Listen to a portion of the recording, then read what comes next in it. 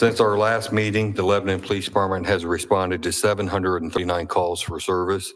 A total of 16 people were arrested for the following crimes: 6 for operating while intoxicated, 2 were wanted on a warrant, 2 for domestic battery, 1 for trafficking with an inmate, 1 for neglect of a dependent, 1 for operator never receiving a license, 1 for public intoxication, 1 for possession of a controlled substance, 1 for possession of meth.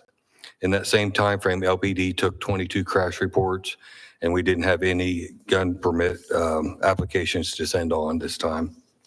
For training, July 15th, LPD conducted in-service firearms training. This session emphasized verbal commands, movement techniques, and visual threat detection to enhance officer response under stress. July 15th to the 17th, officers participated in a countywide active shooter training event. This multi-agency effort aimed to establish a standardized response to active threat incidents and improve team tactics. Key training components included room entry and team movement, force-on-force scenarios, civilian response considerations, and post-engagement procedures. July 21st to 25th, Officer Brianna Deckard successfully completed the standardized field sobriety test instructor development course. This intensive 5-day course prepares officers to instruct others in SFST protocols and procedures. July 23rd to the 25th, Officer Caleb McCloskey attended the Desert Snow Interdiction Workshop in Indianapolis. This specialized training focused on identifying criminal activity during traffic stops with emphasis on detecting illicit contraband hidden in vehicle compartments. July 24th to the 25th, Sergeant James Kuntz attended the DARE International Conference in Indianapolis. This conference introduced a new elementary school curriculum from DARE America. Attendance was required for all DARE officers in the state to receive updated training for both elementary and middle school programs. That's all I have. Thank you, Chief. Any questions for Chief from the board? In public? Okay, thank you, sir. Thank you. Next will be Fire Department, Chief Batts.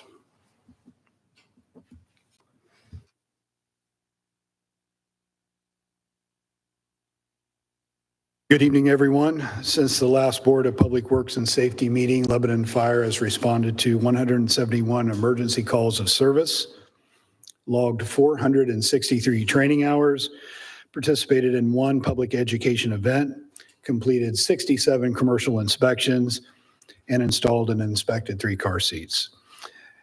LFD's newest recruit, Ethan Shepard, is in his 3rd week at the Northside Fire Academy. He's currently going through his emergency medical technician training. He'll have this completed in the next 3 to 4 weeks, and then he will move on to fire school, where they will start with hazmat certification training and then move on to firefighter 1 and 2. Ethan will be sworn in at this evening's city council meeting. LFD's first merit board will be sworn in this evening at the city council meeting. This is like I said, a first-time endeavor for the city and the fire department. We're looking forward to this board and what it'll bring to the city and the department. We do not have a lot of extra training to report outside of the department over the last couple of weeks because we are focusing on our driver operator program for our new Ladder 213. It's a different truck than we're typically used to with our ladder truck. This has a bucket on it. Many of you may have seen it in the 4th of July parade. It's approximately 40 tons in weight, 38 feet long, and 12 foot tall. It fits well down our city streets, but being a different piece of equipment, we have put together an extensive driver operator program, and we need to get every member through that's going to be driving that apparatus before we're able to release it onto the streets. So you may see it out and about, but I'm sure it's going to be 1 to 2 months before it's able to make runs. That's all I have for this evening. Thank you, Chief. Any questions for Chief from the board? From the public? Thank you, sir. All right, next will be Parks Department, John Messenger. Good evening. Maintenance has been removing and cleaning trees and grinding the stumps. Also preparing to install 3 new memorial benches this week. teamed up with Lebanon Utilities, and they've taken care of the financial end of it for our monthly safety training. We appreciate them a lot for taking care of that and letting us join in. Seashore Water Park and Splash Pad been very popular with the extreme heat we've had. Our lifeguards have completed both of their monthly in-services. We do that throughout the season, keep them fresh and sharp. And they've done an outstanding job, especially through this heat. I can't thank them enough for all the hard work and just staying alert anyway. High school state baseball tournament went very smoothly, and they were able to get most of their games in. Sunday was a wash, though, that last Sunday. But that was statewide at Grand Park. It was all over the state, and it was nice that we were a part of that. I appreciate Phil reaching out and everybody, all the volunteers that jumped in there. Lebanon Youth Soccer Association soccer camp completed their summer camp and registration for their fall season. Their fall season's still open through August 3rd.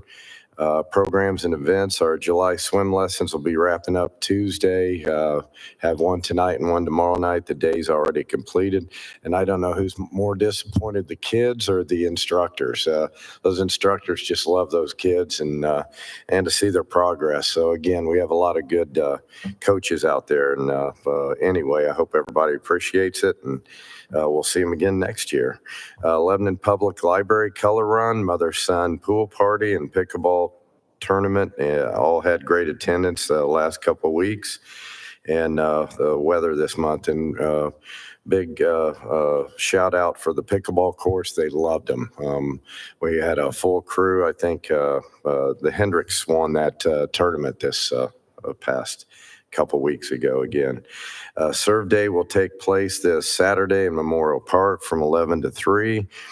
This day will be filled with free fun and resources. There will be free school supplies, free vision screenings, free food, free admission to the water park, free clothes, and much more. So if you can get out there, if there's any need, let everyone know that, boy, you can get it at the park this Saturday. It's just a great event. Freedom Church started this some time back.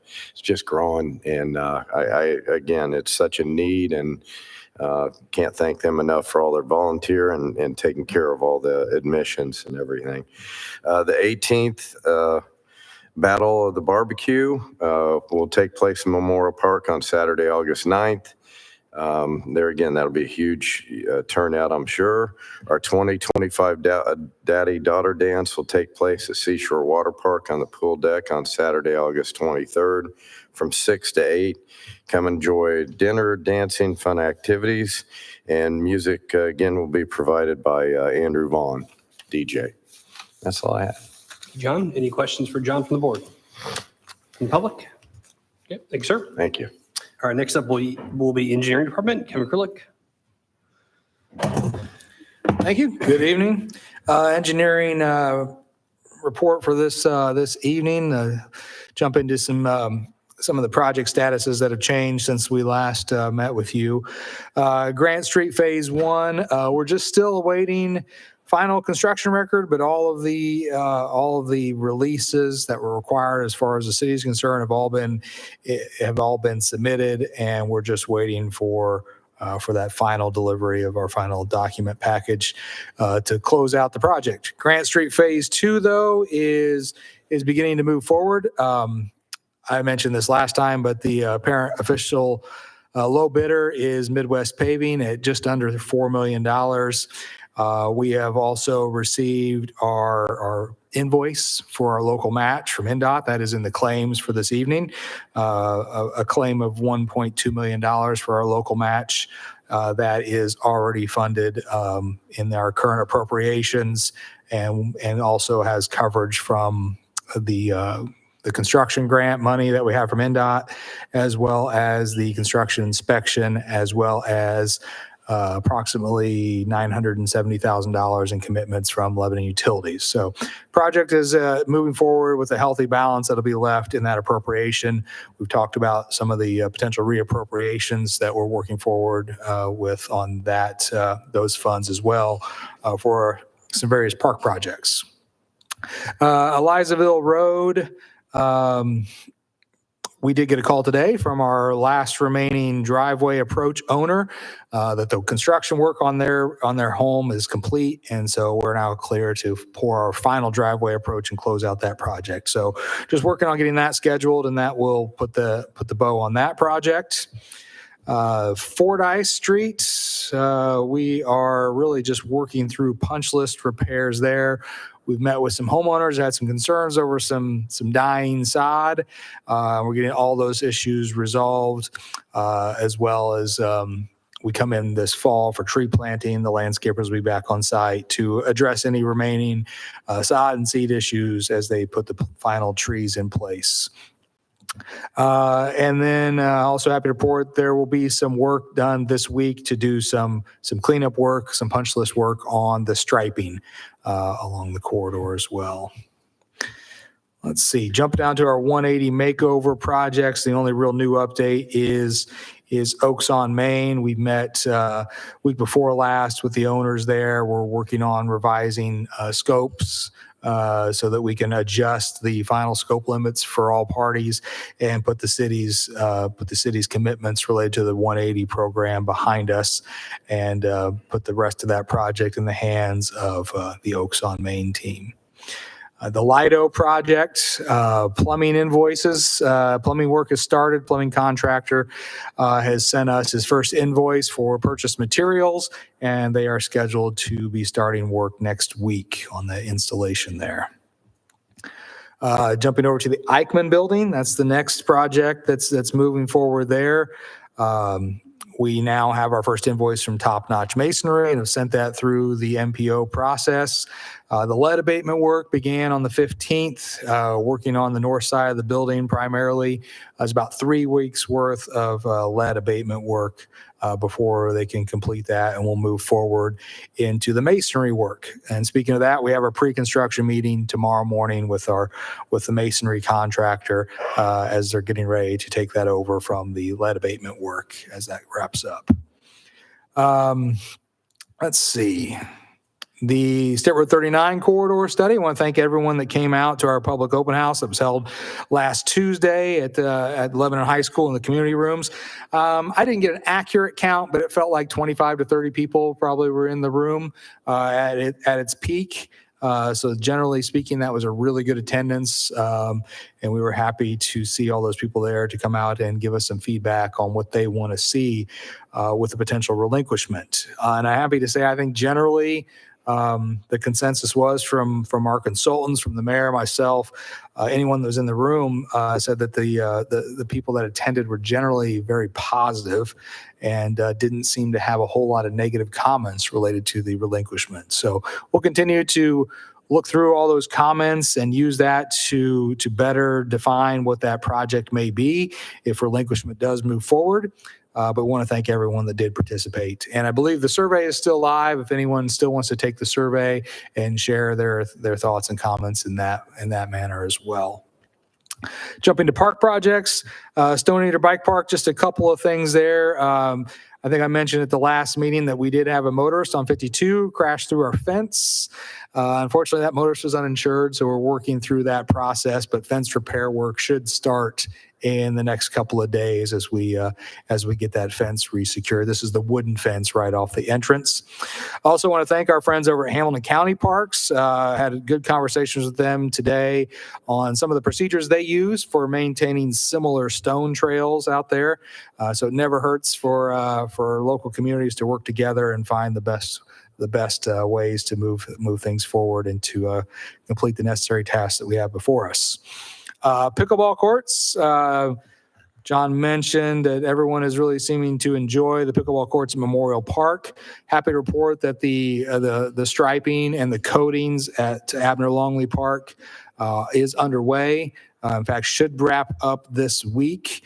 And so we're working through all of those issues with Leslie Coatings, getting the final surface in, the nets up, and we are looking at the week of August 1st when we should be doing final concrete work and getting ready to turn that project over to the public for use. Punch list work is also ongoing at Memorial Park. Some fence slats being adjusted, fence repairs being made, and some drainage pipe being improved as well. Admiral Longley Park Fishing Pier, happy to report that the hauling in of topsoil to backfill the path along the west side of the park has begun. And we'll be looking to get that seed down here shortly, especially getting ready as we hopefully get into some cooler temperatures, and we'll see that seed germinate for us. Sam Ralston Road Trailhead, working with our contractor Wilson Construction on some additional sidewalk and concrete work on that site, scheduled to start next week. The trailhead will remain open. The parking lot will remain open, but there will be some demolition around the picnic tables and the bike workstation that will be done so that we can better connect and better provide for accessibility to all those features, as well as the portalet enclosure. Admiral Longley Park Phase 2, we've had good conversations with our consultants on preliminary construction plans last week. We've shared comments back with them. We're getting ready to submit drainage comments or drainage plans and calculations to our friends at the county for them to review that. Those should go in towards the end of the week. And we're just working, again, continuously with our Parks Department to make sure we're addressing all the drainage problems down there, as well as building a complete trail system that will encircle the whole park. And on that note, the 313 Thompson Street, the demolition is now complete. All the buildings have been removed, topsoil is brought in, the grass seed and straw mulch is all down. And again, we'll be working through an additional appropriation that will hopefully be before you or before council at the first meeting in August to reallocate $385,000 from the Grant Street Phase 2 project to that project so that we can move that forward in the bidding process.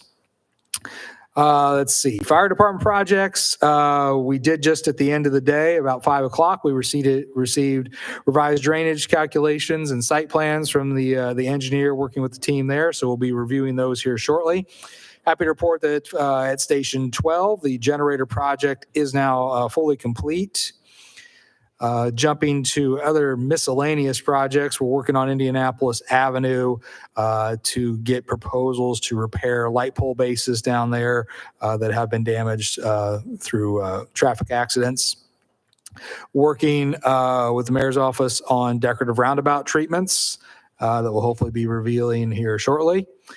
And then last but certainly not least, LEAP district projects.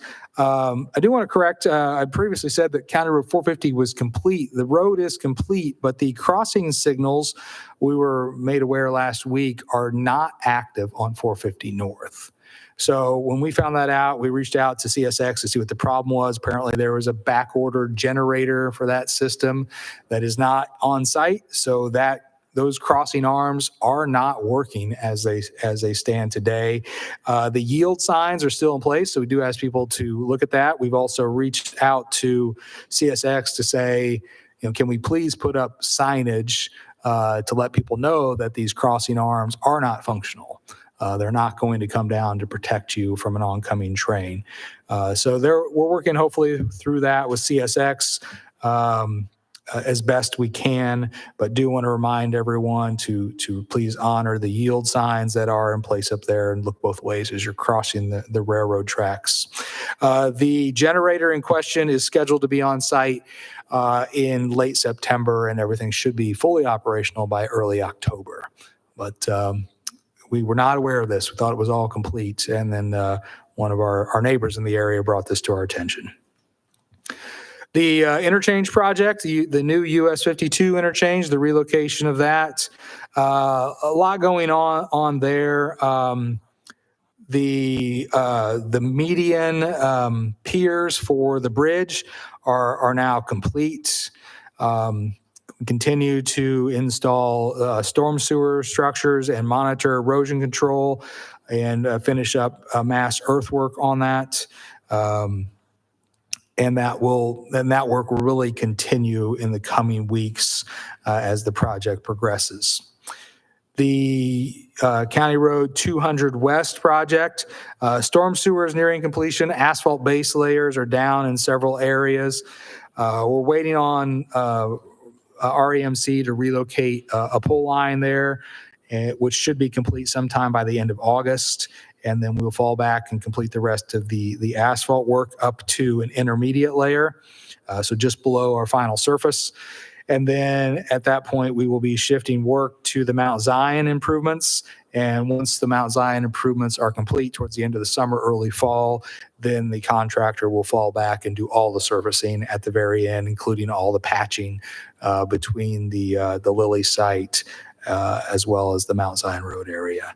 And then one other project, not really a LEAP district project, but the county's project to build a roundabout at 100 South and 400 East. Stage 3 plans are complete. Right-of-way is secure. This is all gearing up for a letting in February of next year.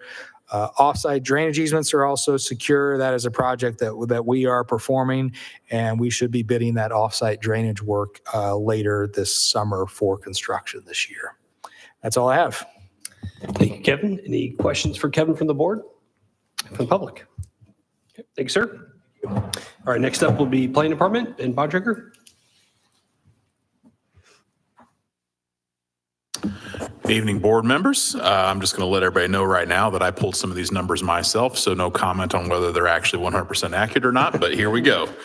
Over the last couple of weeks, the planning department completed 101 building inspections and issued 43 building permits. Those range anywhere from addition and remodel permits.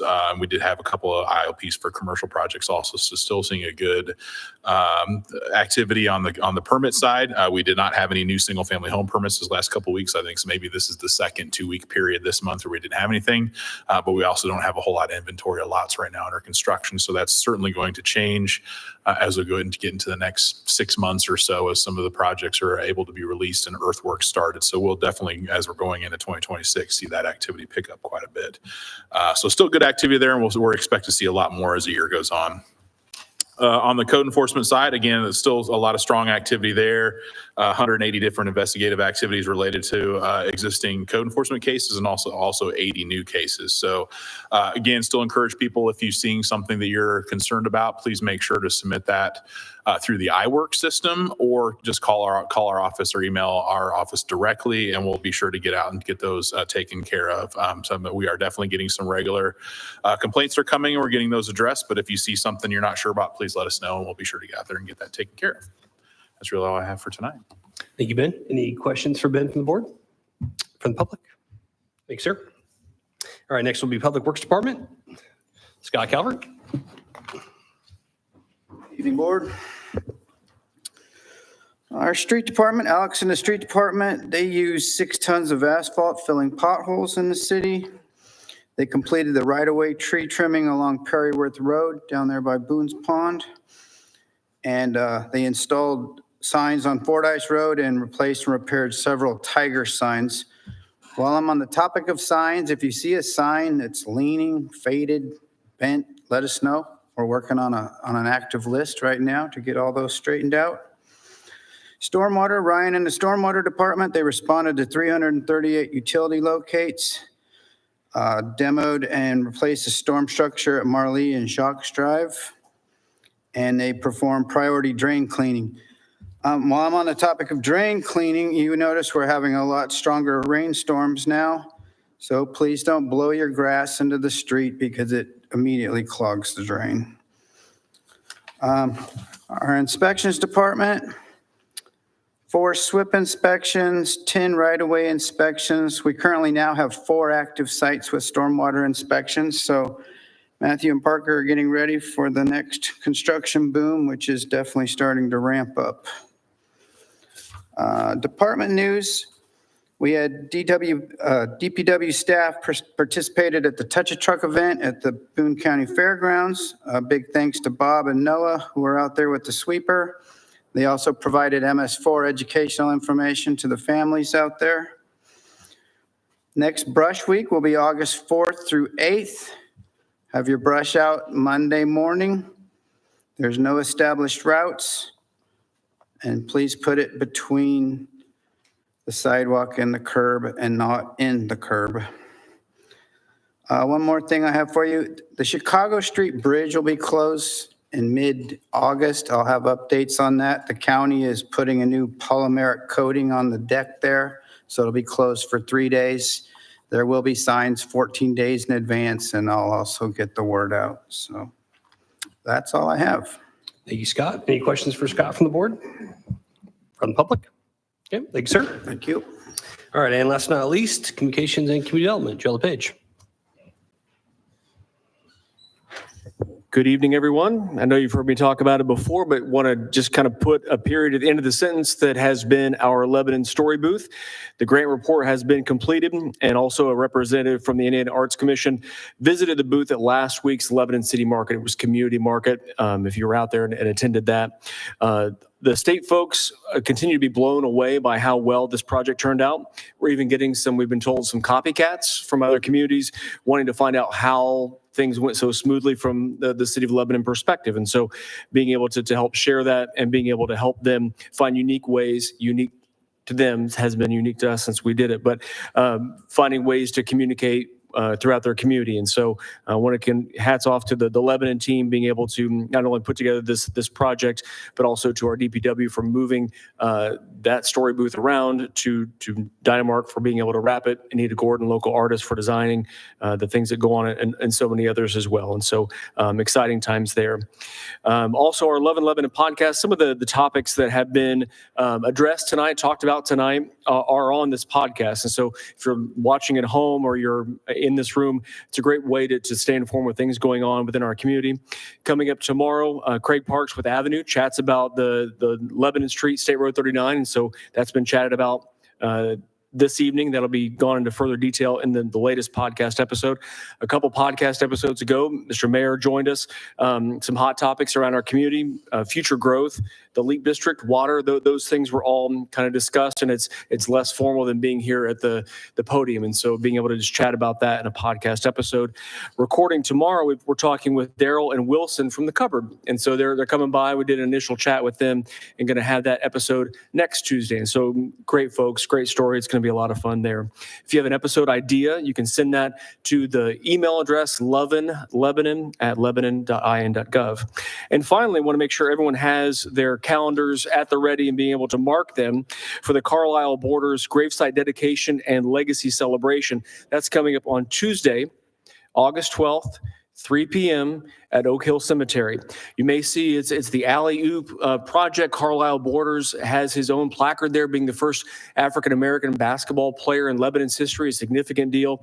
He is buried at Oak Hill Cemetery, and he has an unmarked grave, and so that will not be the case too much longer. So that gravesite dedication and his legacy celebration, again, will take place on Tuesday, August 12th at 3 p.m. Oak Hill Cemetery. And so, of course, free to attend. Be great to have a lot of support there from our community for this great effort that was put forth by so many. So that's all I have. Yep. Thank you, Joe. Go ahead, Alan. I mentioned that at the August 12th Dedication? meeting that you can park across at the Episcopal Church, and there's a shuttle that'll run you over to the ceremony from 2:30 to 3. When it ends. Excellent. Thanks, Alan. Thank you, Alan. Any other questions for Joe from the board, from the public? Okay, thank you, sir. All right, that concludes department head reports. Move on to old business. I don't think on my agenda, anything from the board. Okay, new business then. First item up is a street closure request concerning Sycamore Street. Kevin, you have the information on this? Thank you very much. What I have before you tonight is a street closure request brought to us by a resident of Sycamore Street, Pam Wagner, who is organizing a community garage sale. And so let me share my screen here. I will orient you. So this is, south, kind of the south side of town. You can see Elm Street going east to west across the screen there. Lebanon Street, State Road 39 is highlighted in yellow. You can see along the south side there is the old Stokes Elementary School and Green Street to the north of that. So this is just a 1-block closure of Sycamore Street between South Meridian and Southeast Street. They would be closing that street, I believe, let me verify the times, from 8:30 to 2:30, 8:30 a.m. to 2:30 p.m. On Saturday, August 9th for a community garage sale, yard sale, community sale. Any questions on that from the board? How many residents involved there? I mean, I'm in not that sure block. how many residents are involved, In the block. but there are 4 homes. Well, I'm sorry. This home here, I believe, is a duplex on that southeast corner of Meridian and Sycamore. There's the home to the north, and then there are 2 homes that front onto East Street on this end. So yeah, really only, I guess, 5 homes that would be I'm directly assuming they're all involved. And they're all, participating. and it's my understanding from secondhand, but from talking with Mrs. Wagner, that everything has been organized with those residents. Any questions or concerns with that? Okay, we'll entertain a motion to approve the Sycamore Street closure on August 9th from 8:30 to 2:30 as presented. So move. Motion approved. Is there a second? Second from Bill. All in favor, say aye. Aye. Those opposed? All right, that is approved. Thank you. All right, next up, another street closure request. This will be from the Mothers Against Drunk Driving Central Indiana, Denise Niplick. Hello. Switch to that, then I have a map for you to see. So I am with Mothers Against Drunk Driving of Indiana. This is our 3rd year that we would be hosting our annual Central Indiana fundraiser in Lebanon. Just a shout out to one of the big reasons why we host it here, other than I live here and I love it. It is because the park at Memorial is inclusive. And so for some of the victims that we work with who've been injured in car crashes, it's really incredible for them to be able to utilize that park, have good parking and access. So about the closure, we want to change things a little bit. In the past, we've done a walk through Memorial, and now we would be requesting to do the walk from right here at the start is actually the Memorial Shelter, and we would walk south all the way down to in front of the courthouse. The road closure that I'm requesting itself is actually just between Ulen and Fordyce. And the reason that I'm requesting that closure is we will be walking on Linear Park, which is along East Street on that large bike path there. So participants themselves will be on the path, but we have some really incredible partners who will be with us and hopefully just really supportive when we talk about this type of movement for this event. And so we will have a lot of different first responders from different surrounding counties that will hopefully be able to pull their car. We're asking for a single lane closure on the west side. Thanks. I have to do never eat sour worms. It's really embarrassing. So on the west side of the road, we're asking just for that single lane. So it's easy. First responders, you never know when they might have to leave and stuff. So I'd like it to be very simple for them to pull in. Basically participants at 10 o'clock, we will leave the shelter, walk by. And the idea is really to have a lot of first responders, the prosecutor's office, some really great partners from the community join us as participants and victims walk by, symbolizing that really it takes a village, it takes the community to spark a difference with drunk driving and hopefully bringing an end to it. We will end at the courthouse, no closures down there. We will be taking kind of over the lawn area on the steps doing our presentation, and that's when the event would end. So then people would be able to walk back at their leisure along East Street. And this would also be a rolling closure. So just working with some department heads because I don't believe anybody will be running. We will just be walking. So we'll be walking that distance, about a mile. Any questions for Denise from that? So it's really just so they can be there along the trail and park in the lane and then go. It's a little safety for them to be able to pull in and not be super cut off from everything in case they do have to leave if they're able to come. And we just did a few blocks of that whole trail they'll be walking to try to minimize any issues for traffic flow. And lastly, a shout out real quick if we can pull the screen back up, because this is about, it is a fundraiser for MAD, which is incredible. But it's really about having people there and partnerships. And we have teams that are created. So shout out to our Boone County, Tony Harris, for taking home the Shield of Service last year. Just a little shout out to anybody that wants to make a team that might be in this room for some friendly competition. And that's all. I think that's across your bow, Chief. All right. Any other questions or concerns with that? Would entertain a motion to approve the street closure request. What was the date, Denise? I'm sorry, I forgot. September 20th, 9 o'clock, we'll be starting with sign making at the shelter, and day of registration, 10 o'clock is when we will be leaving the shelter to walk. We think it'll definitely be done by noon. So the road closure, we just wanted to give a little time for people to get back to their vehicles. So any, with that, would entertain a motion concerning the street closure request as presented for September 20th on Northeast Street. I'll make a motion we approve the street closure request for MAD of Central Indiana. A motion approved. Is there a second? Second from Judge. All in favor, say aye. Aye. Those opposed? All right. And thank you very much. And appreciate all the work you do to eliminate that in our community as well. Okay. Next would be a sidewalk and parking closure request for the Eichmann Exchange, 124, 126 North Lebanon Street. Kevin. Thank you very much. I mentioned the Eichmann Exchange project earlier in my report. This is one of those 180 makeover program projects. That building is at 124 and 126 North Meridian Street. So I guess to clarify a couple things, there are projects at 124 and 126 South Meridian Street or South Lebanon Street.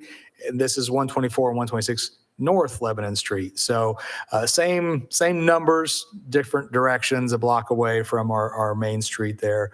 And so the project in question, the Eichmann Exchange, is this building on that southwest corner of Washington and 39 Washington and Lebanon Street, just south of Arnie's, northwest corner of the courthouse, catty corner from the Four Finger Distillery and Taco Alibi. So what we're asking for here, in order to coordinate the work, in order for places to set dumpsters, in order for places to set scaffolding, we're looking at closures of the sidewalk and the parking spaces. So no street closures, but it would require closures of the parking spaces along both sides of the street there, and then the one space in the front for the staging of those construction activities. So when you say both sides of the street, you mean on Washington and Lebanon? I'm sorry, or- both sides of the building on the Okay. on the south side of Washington Street, adjacent to the building, and the east side of the building on what would be that one space there on the west side of 39. All right, we're gonna make Arnie's pretty mad, so I appreciate that clarified that. How long do you think the closure is required for? I think it'll be intermittent. We will, whenever they are closed, proper barricades will be brought out. It's what we'd probably like though is for the better part of a year to be able to close these sidewalks and these parking spaces as needed. Because this is a 2-hour limited parking area. So we'd like to be the ability to stage equipment, manpower, dumpsters in those locations when needed. And then obviously to close the sidewalk when needed for when there are lifts for the tuck pointing work, lifts associated with the window replacements. So I don't have a hard and fast schedule to provide you with, but basically what we're asking for is from when this is approved, the project is scheduled to be completed by the end of next year, so the end of 2026. We would like the ability to have intermittent closures, asking that the building owners and the contractors work with DPW and the engineering staff to coordinate those issues as they come up, but so that they don't have to come back here every time they need to close the sidewalk. Or are you kind of thinking just as needed, as they need it? That would be my preference. It would be as needed, subject to coordination with DPW and the engineering department. I saw today where they had the south side of Washington Street already closed. They were already using that parking area today. Oh, okay. Yeah. Okay. They were supposed to wait till tomorrow, but. Because we short them a day. Yeah. Any questions, concerns with that? I mean, obviously the improvements need to happen and it's probably just from an ease of standpoint, makes sense just to kind of give that authorization. So with that, I would entertain a motion to approve the sidewalk and parking closure requests related to the Icon Exchange project as presented. I'll make a motion, we approve the closure request. Motion approved. Is there a second? Second. Second from Bill. All in favor, say aye. Aye. Is opposed? All right, that is approved. Thank you, Kevin. Thank you. All right, and next here we have Lebanon Police Department policy updates from Major Hood.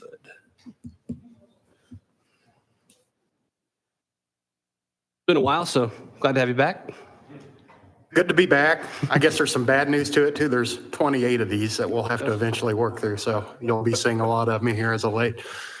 Give him just a second. He's going to put some of these up. Okay. The first one we're going to start out with is the American with Disabilities Act compliance. Basically what we've done in this policy here, or the folks at Lexipol have done, is they've taken our communicating with persons with disabilities policy, and they have now created a new Americans with Disabilities Act compliance policy. So it tells us it's a little more comprehensive than the Communicating with Persons with Disability Act. And that's what this particular policy is based on. A couple things that we're still trying to work through is I'm told that the policy is in effect as soon as the guidance has been published from the federal government. They're telling us that some things like websites that we have may have to be ADA compliant. I'm not sure if our current website is or not, but they're not going to, they'll give us a date and time down the road where that will have to be in effect. So that may affect some of the other departments in the city as well.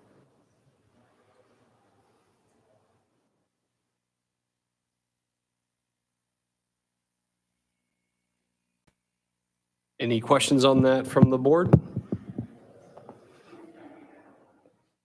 Yeah.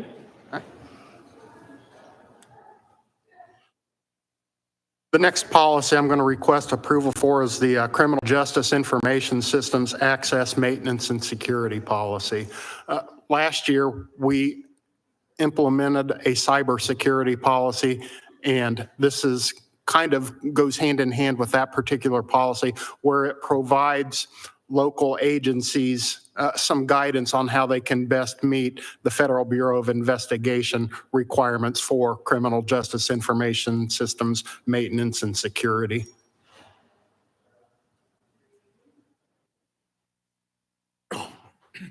I have talked with Nick Blake down there at Exos that handles a lot working with our systems. There are no obstacles in this particular policy that he sees that are going to be difficult for them to overcome. Questions or concerns from the board? Yep.